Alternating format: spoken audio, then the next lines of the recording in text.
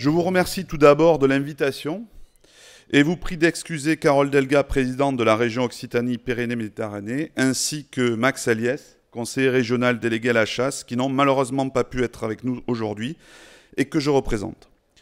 En leur nom, avant de commencer, je tiens tout d'abord à féliciter l'ensemble des administrateurs élus aujourd'hui, mais aussi celles et ceux qui ne se sont pas représentés, mais qui ont pendant de nombreuses années été au service de cette fédération.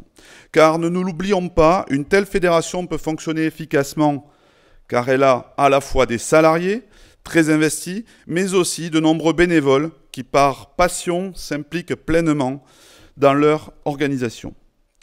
Cette Assemblée générale démontre encore tout le travail qui a pu être réalisé par cette fédération, à la fois dans la gestion des ACA, des plans de chasse, de votre mission de service public d'indemnisation des dégâts de grand gibier ou encore de prévention de ces dégâts. Chacun aura pu percevoir le professionnalisme et la rigueur de votre présentation. Il y a quelques jours, j'ai souhaité rencontrer votre président, Jean-Pierre Sanson, et votre directeur, Gilles Thibier, car je souhaitais mieux appréhender l'ensemble des actions de votre fédération afin de préparer cette Assemblée générale. Cette rencontre m'a permis de voir l'étendue du travail réalisé en matière de sécurité ou encore dans la valorisation de la venaison, mais aussi les actions en faveur de la biodiversité, à la fois dans les aménagements mis en place, mais aussi dans la sensibilisation des publics scolaires.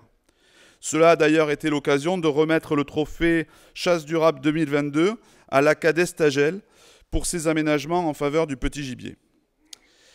Mesdames et messieurs, sachez que je suis sensible à tout cela. Moi-même, je ne suis pas chasseur. Mais ayant grandi à la campagne, en pleine nature, issu d'un milieu agricole, je sais l'importance de la chasse dans notre campagne, permettant d'éviter les surpopulations qui occasionnent des dégâts sur les récoltes, mais aussi de détecter d'éventuelles maladies véhiculées par la faune sauvage. Pour moi, la chasse est un maillon essentiel de la ruralité et au-delà de son action, elle constitue dans nos campagnes une activité qui crée un véritable lien social qui va au-delà des chasseurs. Comme je vous l'ai dit, sachez pouvoir compter sur moi pour être votre interlocuteur à la région.